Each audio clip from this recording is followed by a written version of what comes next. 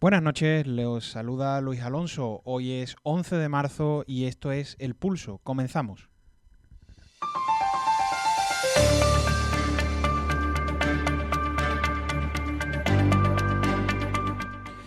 Bueno, pues la gente se hartó. Cuando la administración no llega a cubrir todo lo prometido, la sociedad acaba respondiendo, más pronto que tarde. Llevamos décadas oyendo decir al Estado que él se ocupa de esto o que se ocupa de aquello. Hace décadas toda la educación era privada, aunque fuera de beneficencia. Era de gestión privada, entiéndanme. La sanidad igual, como la limpieza de las calles, la seguridad y tantos otros servicios que este Estado megalómano ha ido engullendo y engullendo hasta convertirse en lo que hoy es, la mayor empresa del país con más de 8 millones de funcionarios. Y nos ha ido bien. Durante la etapa de expansión de estas estructuras estatales, todos hemos estado felices de, bueno, pues de no tener que pagar por determinados servicios. Las calles estaban limpias, la policía acudía cuando se las llamaba, el médico te atendía de un día para otro, pero ha llegado la resaca. La crisis, la pandemia, los pelotazos políticos y el descontrol de la deuda ha hecho que hoy los estados, gobierno central, autonomía y ayuntamiento, que eso es el Estado, estén con el agua al cuello de manera constante. Y nos tengan a nosotros con una presión fiscal asfixiante. Pero, bueno, siempre para aquello de intentar compensar esas cuentas. Pero a la gente no le importa pagar. Todos sabemos que hay quien paga hasta 1.000 euros por ver el fútbol en un buen sitio, en el estadio, ¿no? Y lo hace gustoso. Porque su equipo, aunque sea a veces de vez en cuando, le da satisfacciones. ¿Y por qué les hago este símil? Pues porque cuando el Estado no llega, la gente dice, bueno, les ha pillado mal. Cuando no llega otra vez, se empiezan a cansar. Y así una y otra y otra.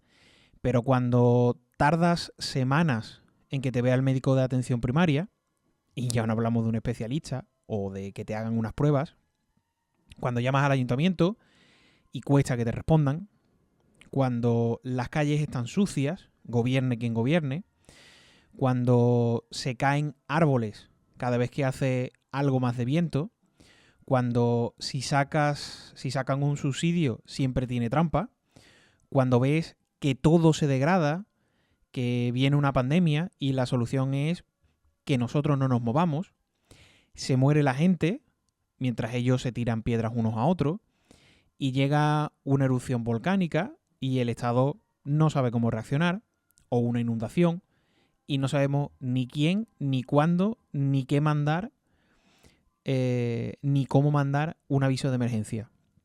O cuando tenemos el mejor momento del ferrocarril en España y de un día para otro resulta ser un trampantojo que escondía pura podredumbre. Pues la gente salta, todas las herramientas por sí mismo, toma las herramientas por sí mismo y sale a arreglarlo. Y unas veces lo hace con acierto, como en la Dana y en otras situaciones, pero en algunas, bueno, pues ya veremos. ¿Por qué les contaba todo esto? ¿Por qué esta parrafada que me he pegado? Pues para darles algo de contexto. Porque esta semana hemos sabido que se han organizado brigadas vecinales en El Cerezo para eliminar gorrillas y otros problemas de seguridad. Y en su eminencia, al parecer, también se están organizando. ¿Pero qué ocurre? Pues que el ayuntamiento ya ha puesto más policía en la zona, ¿eh? Pero esto es un brindis al sol. 2 patrullas permanentes en la zona durante unos días para que se calmen un poco los ánimos y luego seguir normal. Porque no se puede tener 2 patrullas perennes en un barrio. Es una realidad. Faltan 400 policías locales y más de 100 policías nacionales en Sevilla. La tensión en las plantillas es enorme y no les da para tanto.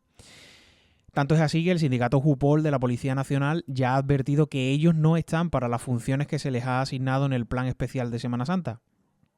Ellos controlan espacios, masas de personas, Pero si los destinas a eso, dejas desnudos los barrios y los posibles delitos que allí puedan ocurrir. Tapas el centro y las cofradías y destapas el extrarradio y sus problemas. Es un problema de gestión, ¿eh? Ni lo es de ingreso ni lo es de gasto. Es de gestión. La manta da para lo que da. Y a la sociedad no le queda mucho más con lo que pagar. Porque en este país el 90% de las empresas son pymes. Y de ellas casi el 80% tienen uno o ningún trabajador. Y el IVA y demás impuestos indirectos cada vez se ven más un lastre que una aportación al fondo común. Y vuelvo al principio.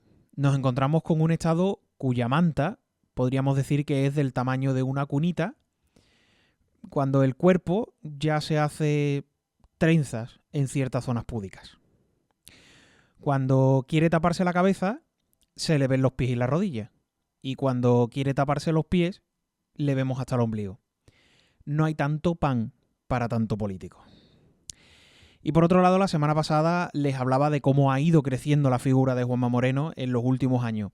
Desde no tener siquiera hueco en las tertulias o en medios andaluces, siendo ninguneado, tanto es así que se le llegó a llamar Juanma Moreno Nocilla, para luego llegar a gobernar en minoría gracias a Ciudadanos, hasta alcanzar la mayoría absoluta que tiene hoy el PP en Andalucía. Con lo épico que eso se veía hace 10 o 12 años, ¿eh? Hasta ahora que tiene una proyección nacional como líder solvente, involucrado, humano, sobre todo humano. Pues en este juego de ir adivinando actitudes de los políticos, el pasado lunes estuvo Juanma Moreno en El Hormiguero.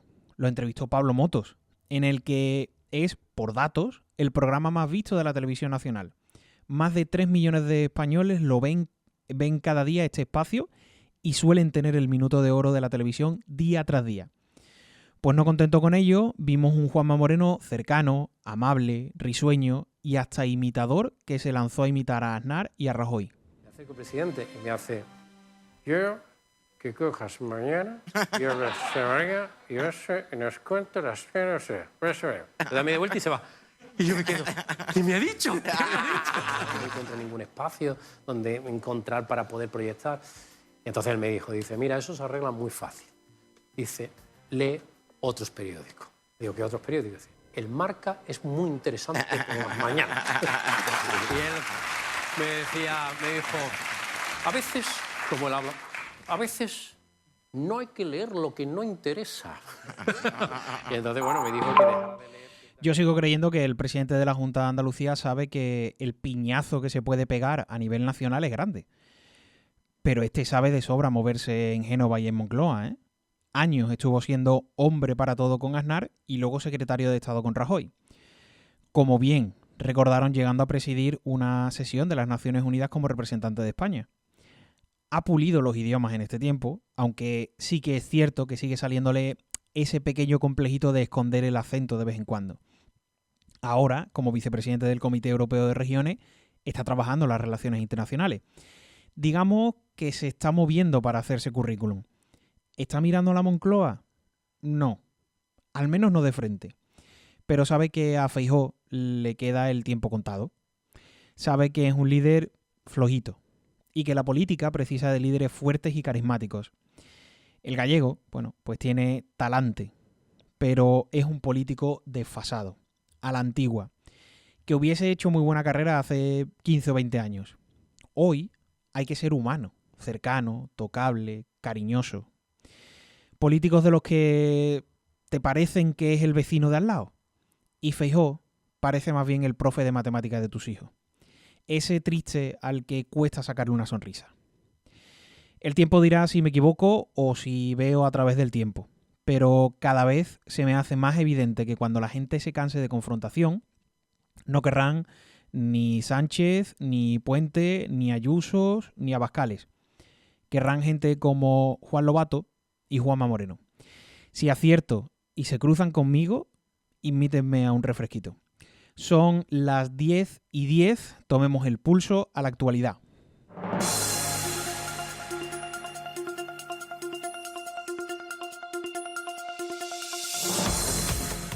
Antes de meternos en la portada de hoy, les cuento que tal día como hoy, 11 de marzo, pero de 1899, nace en Copenhague, Dinamarca, Federico IX, que será rey de su país desde el 20 de abril de 1947 hasta su muerte en enero del 72.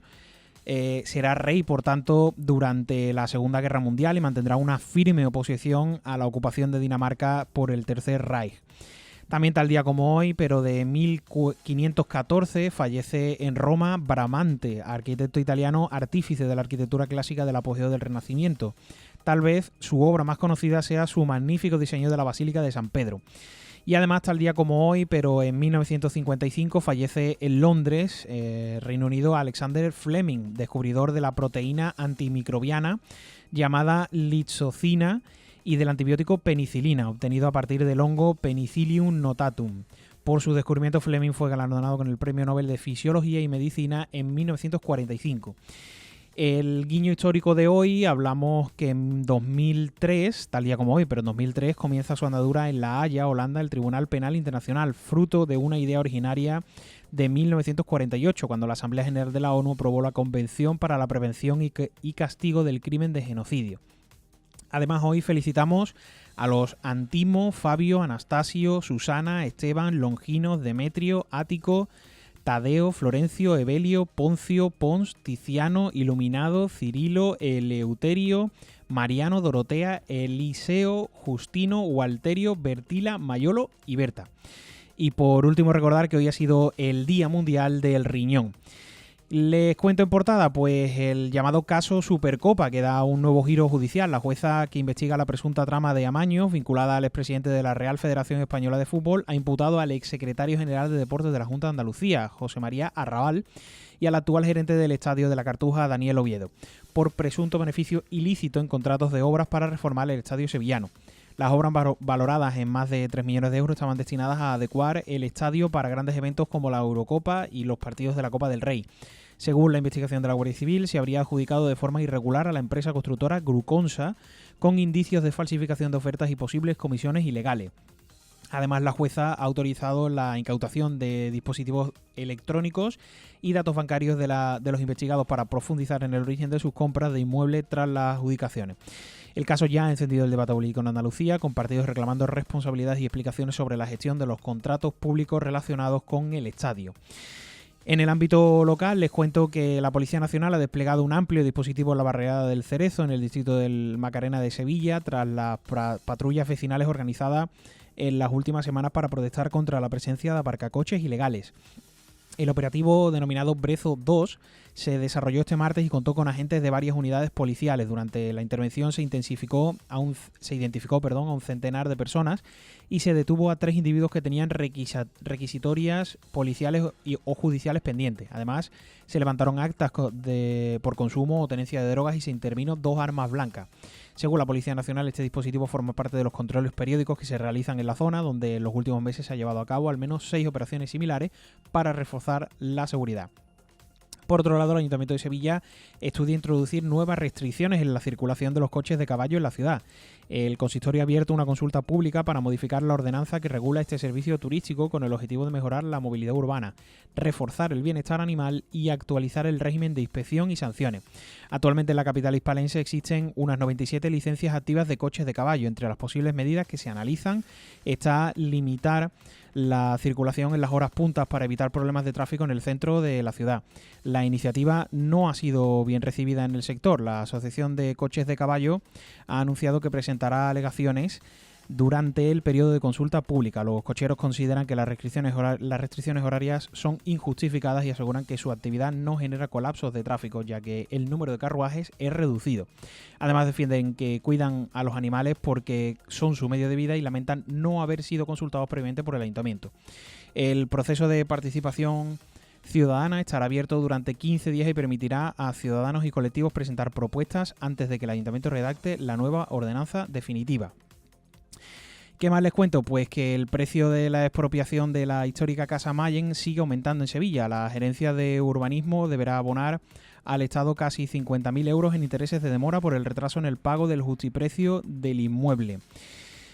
situado en el barrio de Nervión. El edificio, una villa de estilo victoriano diseñada en 1913 por el arquitecto Aníbal González, lleva décadas abandonada y presenta graves daños, tejados, fachadas deterioradas y pintadas, humedades y una escalera de acceso destrozada. La cantidad a pagar, 49.566 euros, deriva de una sentencia del Tribunal Superior de Justicia de Andalucía y reconoce los intereses generados entre 2013 y 2015, cuando finalmente se abonó el justiprecio del terreno, fijado en más de 676.000 euros.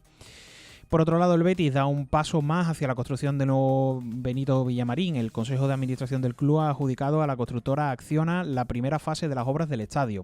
Según explicó el presidente Ángel Aro, esta etapa inicial incluye los trabajos de excavación y apantallamiento del terreno.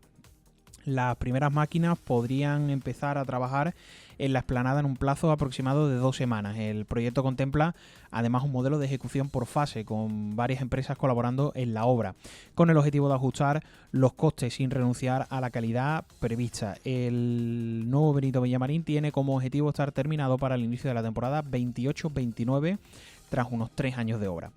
También les cuento que las obras del nuevo tranvibús que conectará a Santa Justa con la Plaza del Duque han llegado esta semana al entorno de Santa Catalina, junto a las plazas Ponce de León y Jerónimo de Córdoba. En esta zona las máquinas y operarios ya ocupan los carriles de salida del centro, dejando únicamente un paso habilitado para los vehículos que abandonan el casco histórico por este punto. Actualmente los trabajos se desarrollan en varias calles claves del centro de Sevilla, como Martín Villa, Plaza de la Encarnación, Imagen, Santa Catalina y José Laguillo. Desde el Ayuntamiento señalan que debido a la corta duración prevista para esta fase y la siguiente, no será necesario establecer desvíos provisionales para el tráfico. El recorrido del tranvibús entrará al centro por Escuelas Pías y saldrá por la calle Jáuregui, pasando frente a Ponce de León y atravesando el estrechamiento de Almirante a Podaca antes de llegar al Duque. En sentido contrario, desde el Duque hacia Santa Justa circulará por Jáuregui y continuará por Recaredo hasta girar hacia José Laguillo. Este nuevo sistema de transporte 100% eléctrico tiene previsto estrenarse después del verano. Y les cuento también, para cerrar en el ámbito local, el Parque Tecnológico Aeroespacial Aerópolis, ubicado en La Rinconada, en Sevilla, se encuentra prácticamente sin espacio para seguir creciendo, lo que ha reactivado el debate sobre su ampliación. El Parlamento andaluz ha aprobado una proposición no de ley para impulsar una segunda fase del parque, con el objetivo de atraer nuevas inversiones del sector aeronáutico, evitar que proyectos de grandes empresas se trasladen a otros territorios. Actualmente Aerópolis cuenta con 56 hectáreas y más de 80 empresas. Desde el Ayuntamiento de La Rinconada aseguran que existen otras más de 50 hectáreas listas para su desarrollo y que las obras podrían comenzar en pocos meses si se contempla la tramitación ambiental.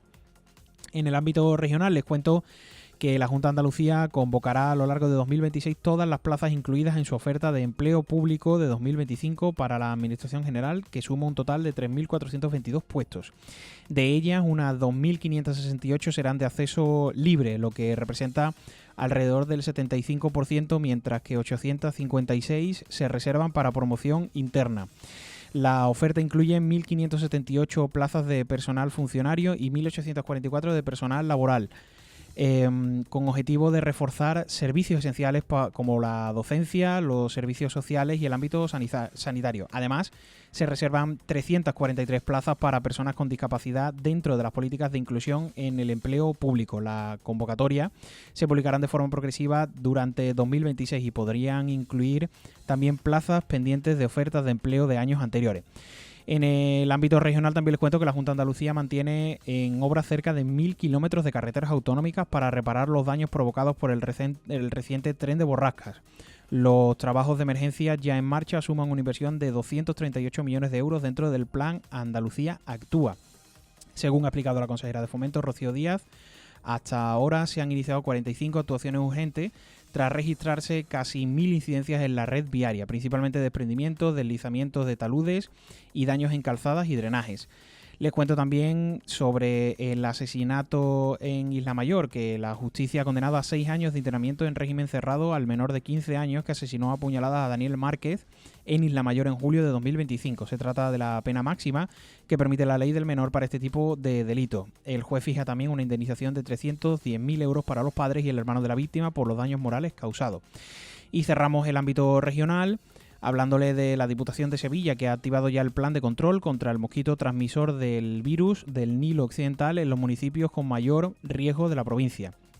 El dispositivo, que se desarrolla en 15 localidades, amplía este año su radio de actuación hasta las 117.000 hectáreas, casi el doble que en campañas anteriores, debido a las abundantes lluvias que han dejado numerosas zonas de agua estancadas. Los técnicos realizan inspecciones para detectar larvas. La campaña, coordinada con los ayuntamientos y con asesoramiento científico, se prolongará previsiblemente hasta el mes de noviembre. Y ahora vamos a aprovechar que acabamos de cerrar el ámbito regional para hablar con Jorge Menacho, que es el presidente del Comité de Empresa del Ayuntamiento de Sevilla, porque, como saben ustedes, el servicio de limpieza de los colegios públicos, sus trabajadores están en pie de guerra, podríamos decir, desde hace varias semanas por la posible encubierta privatización que el Ayuntamiento de Sevilla quiere llevar a cabo, y queríamos hablar precisamente con Jorge Menacho, como digo, presidente del Comité de Empresa del Ayuntamiento de Sevilla, sobre este asunto. Buenas noches, Jorge. Buenas noches. Bueno, lo primero preguntarte, porque tengo entendido que hoy teníais una reunión, no sé si se ha producido o cómo ha ido. Sí, bueno, hemos tenido una reunión donde ha estado el delegado de Recursos Humanos y el alcalde de Sevilla. Y bueno, hemos estado viendo diferentes propuestas que tendremos que valorar mañana con la asamblea de la plantilla de limpieza, donde es verdad que el talante, digamos, negociador, que al principio de todo el conflicto no lo había, ahora hay otro talante, hay un talante negociador, hay un talante de diálogo, y bueno, en eso estamos. Como yo digo, hemos tenido una reunión, pero de momento no tenemos una solución. Lo que hemos tenido una reunión donde tenemos que plantear las diferentes cuestiones con la plantilla. Porque, por si alguno todavía no, algún vecino todavía no se ha enterado, ¿cuál es el problema concretamente que hay con el servicio de limpieza de los colegios? Bueno, el problema que hay con el servicio de limpieza de los colegios es que, bueno, nosotros por diciembre, nos comentó, tuvimos una reunión con el alcalde donde nos dijo que el servicio, según el ayuntamiento, no estaba funcionando como debería de funcionar, que nosotros entendíamos no es que no esté funcionando, sino que necesita que realmente se cubra las vacantes o las plazas que hay en el departamento de limpieza, porque a día de hoy estamos limpiando los colegios con un 55, un 60% de la plantilla, faltan cerca de 200 efectivos. Y bueno, nosotros entramos en un conflicto porque le dimos una propuesta al alcalde, y el alcalde, en vez de ver la propuesta que teníamos en marcha, decidió informar a la ciudadanía que iba a privatizar los servicios. Con lo que conllevaba eso, que conllevaba destrucción de empleo y conllevaba el despido o el dejar sin trabajo a 300 familias, compañeros y compañeras de la limpieza de los colegios. Claro, porque el gobierno municipal ha dicho eso, de que no se iba a privatizar, aunque ha sacado los pliegos de condiciones para privatizar al menos una parte del servicio, pero ha dicho que no se iba a echar a nadie, pero si los contratos se acaban de esas 300 familias, ¿qué es lo que sucede? Claro, entonces por eso nosotros, por eso queríamos negociar con el alcalde, porque nosotros, como es normal, estamos en contra de la privatización de los servicios, estamos en contra de la destrucción de empleo, estamos en contra de que dejen personal en la calle. Entonces el alcalde, ha comunicado que él no tiene la intención de echar para atrás la privatización de la limpieza de los colegios. Lo que sí estamos viendo, que es lo que tendremos que valorar mañana, es la remunicipalización de diferentes servicios que tenemos a día de hoy con privadas, que son, digamos, más cercanos a lo que es el ayuntamiento, y ver, sobre todo eso, que no haya destrucción de empleo y que, entre otras cosas, y que nadie se quede en la calle. Y bueno, y también participar de la limpieza o de lo que es la educación, lo que es la comunidad educativa, no perder porque ya que las direcciones, las AMPA e incluso la ciudadanía, padres y madres, se han puesto a favor de la limpieza de lo público, no perder ese vínculo con ellos prestando un servicio todavía en los colegios, ¿no? Porque además a mí me gustaría que me dieran las cifras de los pliegos, porque el coste a través del servicio privado, digamos, sería mucho más alto que contratando plantilla propia, ¿no?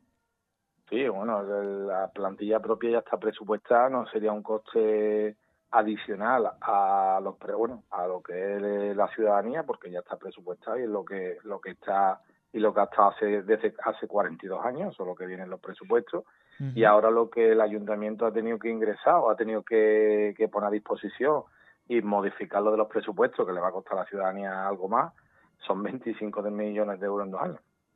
Estamos hablando de 25 millones de euros más para poder hacer la limpieza de los colegios con la privada. Y sin embargo sería mucho más barato con la plantilla propia, cubriendo las plazas que no están cubiertas, entiendo. Claro, sería mucho más barato porque lo único que tendría que hacer es dejar de ahorrar dinero, porque lo que a día de hoy lo que hace el ayuntamiento no cubriendo las vacantes es ahorrar dinero para después ese dinero que ahorra, que el año pasado creo que fueron 40 y tantos millones de euros, utilizarlo en otras cuestiones. Entonces nosotros le dijimos al alcalde que dejara de ahorrar 7, 8 millones, que era lo que le podría costar incorporar las vacantes que eran necesarias para prestar el servicio de limpieza de tarde, y no que en vez de dejar de ahorrar 7, 8 millones te gastes 25 millones de euros más, ¿no? Vosotros lleváis ya bastantes días haciendo una sentada, digamos, una protesta permanente en Puerta Jerez. Salió hace poco la noticia de que el ayuntamiento incluso podría cobraros por ocupación de vía pública. Entiendo que eso no se habrá producido finalmente, ¿no? A ver, nosotros, es curioso, bueno, nosotros aparte hemos estado movilizantes de los de Puerta Jerez, hemos estado incluso en actos del alcalde, bueno, hemos estado en diferentes, porque llevamos ya mes y medio movilizándonos. Uh-huh. Cuando empezamos con la concentración a Jerez nos quisieron quitar porque nos incorporamos con tienda de campaña, porque bueno, pedimos a la subdelegación, que estaban todos los permisos solicitados, de quedarnos 24 horas. Bueno, pues teníamos tienda de campaña porque por la noche, en estos tiempos de que antes ya la intemperie, pues estaba la cosa un poco más complicada. Claro.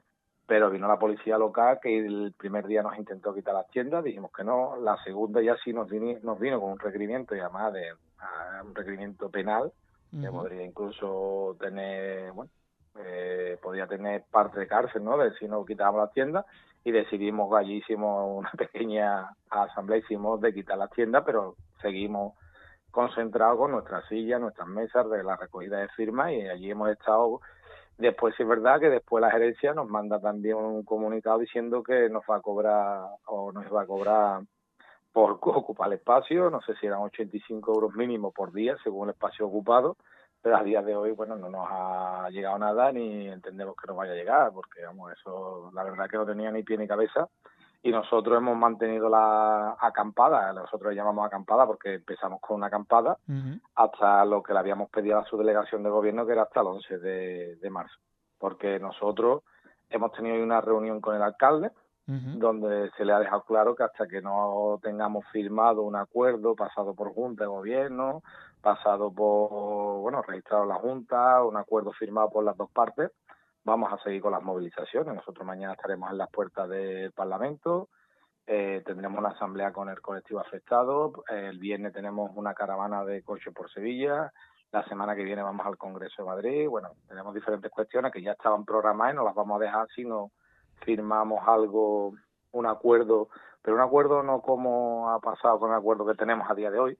Hemos hecho un acuerdo que prácticamente no hay nada que se haya cumplido. Queremos que sea un acuerdo firme donde pase por todos los procedimientos legales para que después no pueda echarse el alcalde para atrás, que tengamos, bueno, que esté totalmente arreglado para que eso tenga su efecto.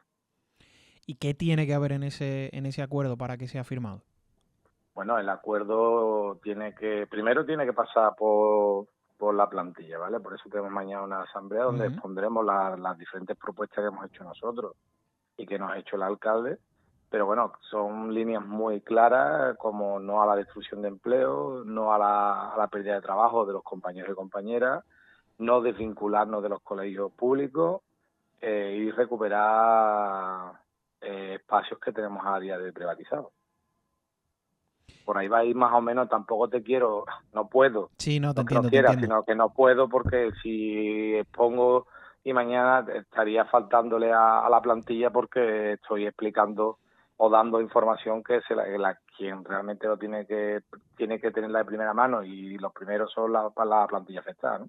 Sí, te entiendo. Pero vamos, pero la línea va por ahí. porque la situación del resto de la plantilla municipal entendemos que es mejor, es peor o anda por por los mismos derroteros.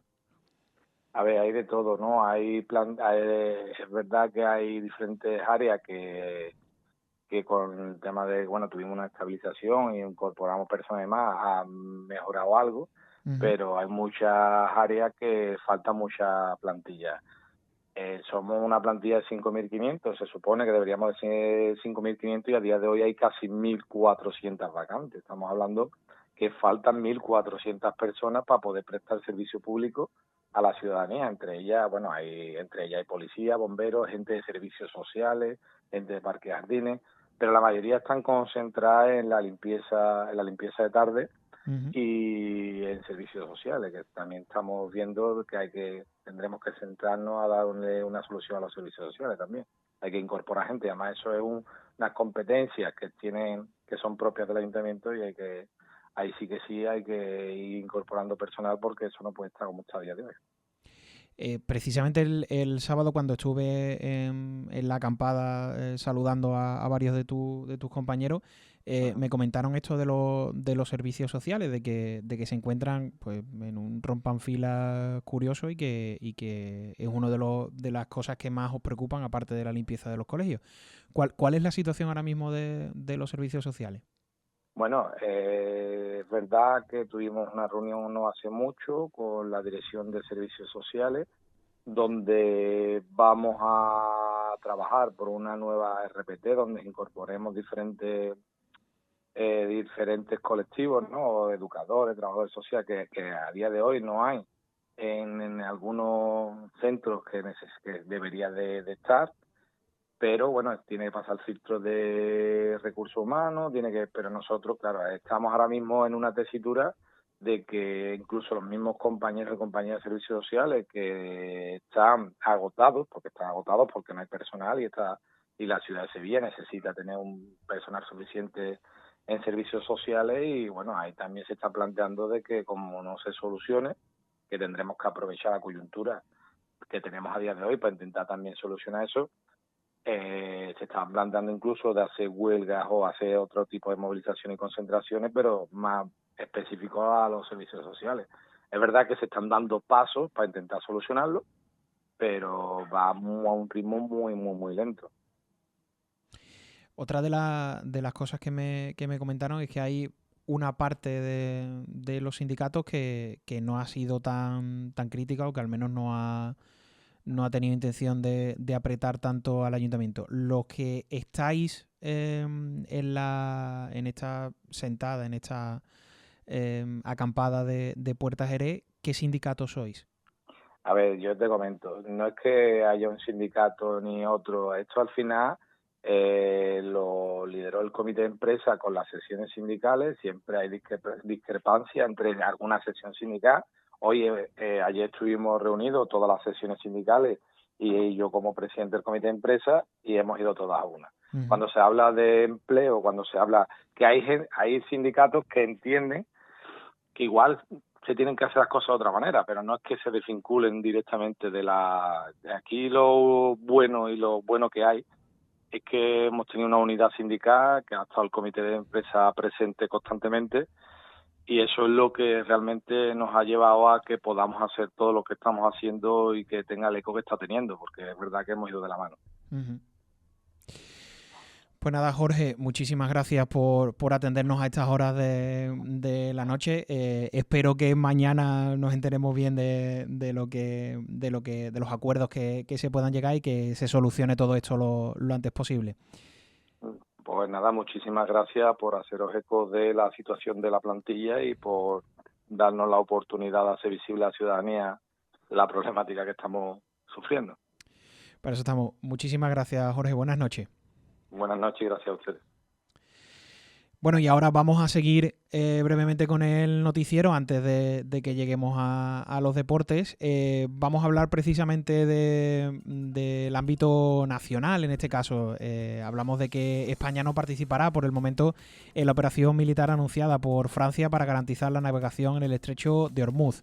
Así lo ha confirmado la ministra de Defensa, Margarita Robles, que además ha señalado que España mantiene actualmente una fragata desplegada junto al portaaviones francés Charles de Gaulle en una misión de seguridad. Por otro lado, el presidente del gobierno, Pedro Sánchez, ha asegurado que empleará todos los recursos del Estado para proteger a los ciudadanos españoles frente a las consecuencias económicas, sociales derivadas de la guerra de Irán.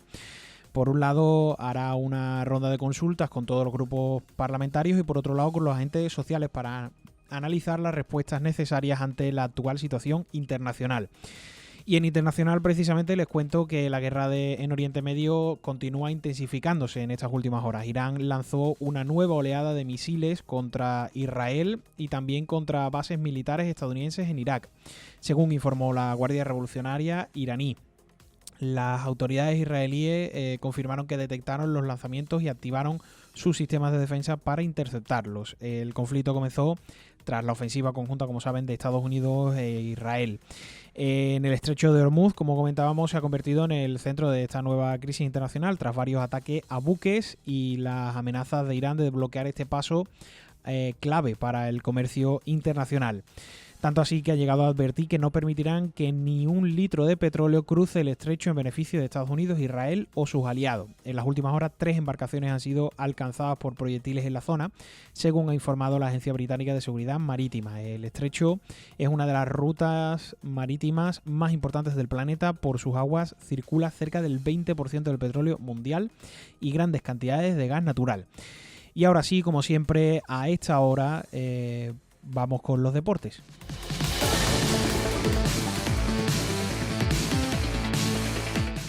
Y saludamos ya a nuestro compañero Fran Gutiérrez, que nos trae toda la actualidad deportiva de la ciudad. Muy buenas noches, querido Luis Alonso de Miguel. La crónica deportiva de la semana pasa por una nueva derrota y mala actuación del Real Betis. Pellegrini volvió a verse superado en esta ocasión por el siempre difícil José Bordalás, que logró superarle en todas las líneas del campo. Bordalás tejió de nuevo una tela de araña, empezando con 6 defensas naturales y variando sus esquemas, con la que anuló definitivamente a los de Pellegrini. Un encuentro que se inició con un lío tremendo detrás de una de las porterías en las que suelen colocarse los ultras del equipo local. Estos se acercaron a amenazar a los numerosos béticos desplazados en la zona en la que están recolocados los visitantes durante las obras en el Coliseum, y la policía tuvo que intervenir con una batalla que obligó a parar durante 5 minutos el envite. Kiko Femenía abrió la lata al fusilar a Álvaro Valles después de un paradón del meta sevillano, y a partir de ahí los getafenses se encargaron de matar el partido. Por si acaso, cuando el Betis conseguía llegar a la portería rival, aparecía Soria para responder con paradones como la palomita que firmó ante un tiro de falta del Cucho Hernández cerca de la escuadra. Abkar despejó un balón que se coló a la espalda de la defensa leopolitana y allí apareció Martín Satriano para colarse entre Bartra y Valles con una vaselina con la que firmó su tercer gol desde su llegada en el mercado de invierno, igualando lo mismo que había conseguido con el Lyon en la primera vuelta. Con la victoria, el Getafe suma ya 35 puntos y una diferencia de 10 con respecto al descenso que marca el Mallorca. Por su parte, el Betis no aprovechó el pinchazo del Celta para abrir brecha, asegurando la quinta plaza, y ve cómo el Villarreal se aleja a una distancia de 11 puntos casi insalvable. Precisamente el Celta será el próximo rival, que visitará la Cartuja este domingo a las 6:30. El Sevilla corrió distinta suerte. Jugó en casa con el Rayo en la tarde del domingo.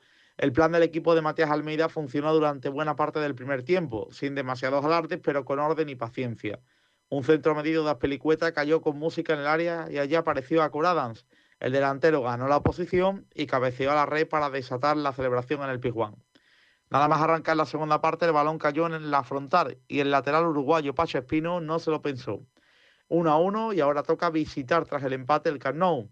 A las 4:15 el domingo se verá si el Sevilla es capaz de mantener sus buenas sensaciones y por ende mirar más a Europa que al descenso. También un apunte de Europa, y es que mañana el Betis tiene ese partido de ida de los octavos de final en Grecia frente al Panathinaikos. Y acabamos hablando de baloncesto. En una pista complicada a la que llegaba sin 3 de sus jugadores, el Caja 87 ofreció su mejor cara.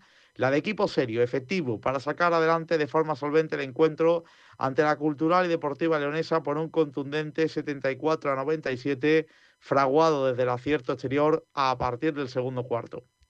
Hasta aquí toda la actualidad del deporte. La próxima semana más y mejor, como siempre, en El Pulso. Muchas gracias y buenas noches. Muy buenas noches, Fran. Muchísimas gracias. Y como siempre, la firma de Carmen Fuentes. El domingo pasado fue 8 de marzo y como mujer pues no puedo ni quiero dejar de hablar sobre este día, porque lamentablemente es un día que ha pasado a llenarme de tristeza e indignación. Primero porque hay quienes siguen diciendo que ni feminismo ni machismo, igualdad, dejando claro lo poco que les interesa este asunto o lo alejados que están de la realidad, porque el feminismo es eso mismo, la igualdad.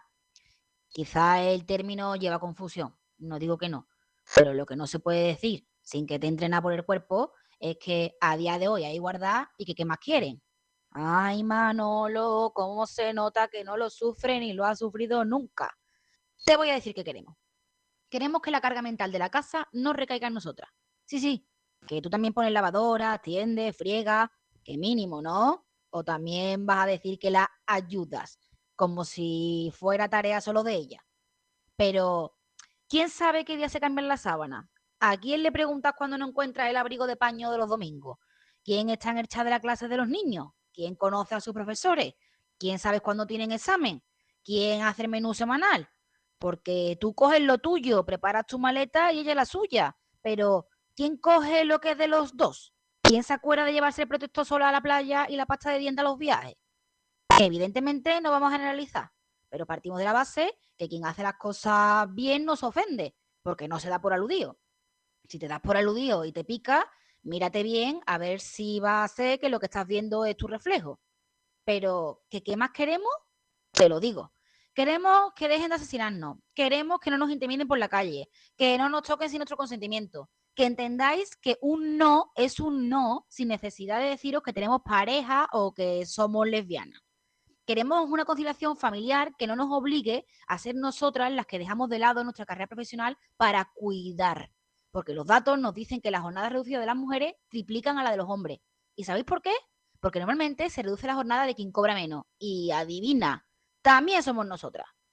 Queremos que dejéis de decirnos que estamos siempre enfadadas cuando lo que nos enfada es que no lo estéis vosotros.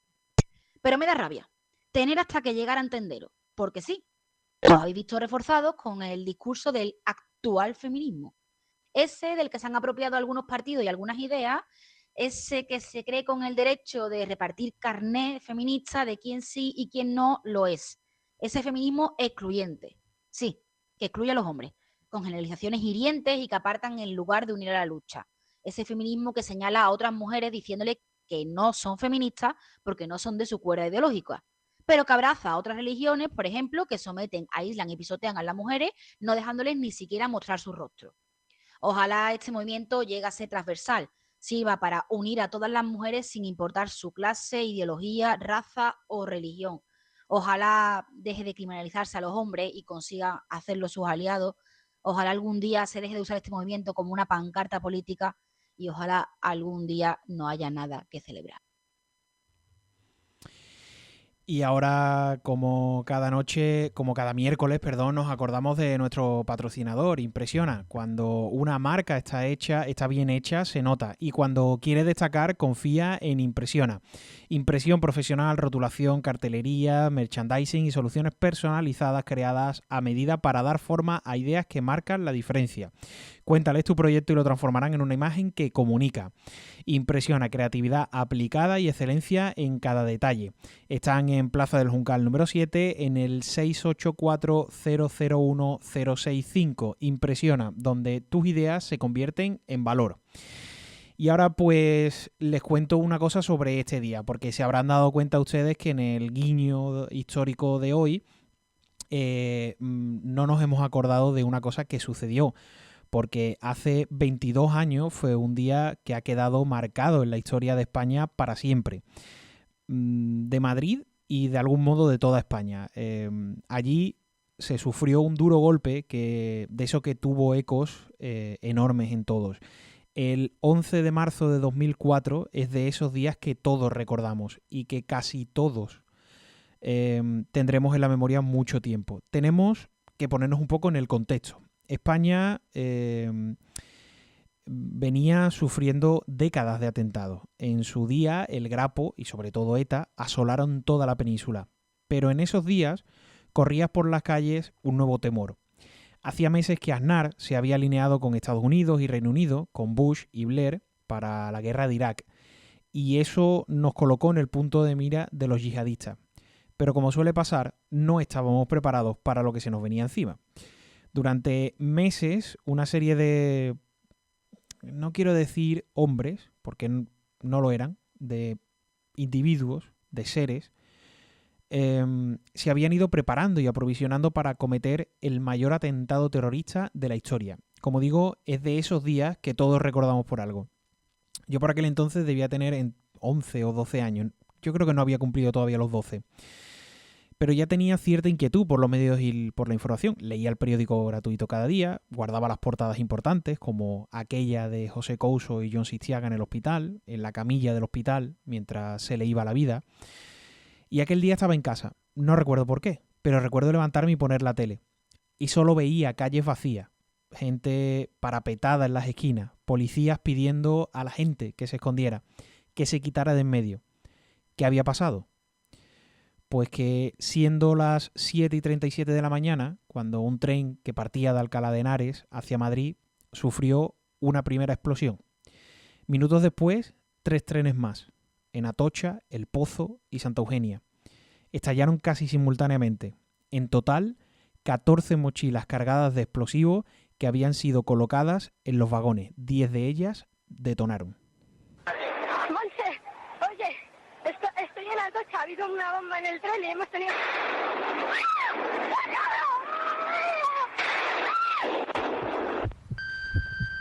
Entre las víctimas estaban Mari Carmen, una profesora de 42 años, o José Antonio, un joven de 23, estudiante de ingeniería, Isabel, de 55, madre de 3 hijos.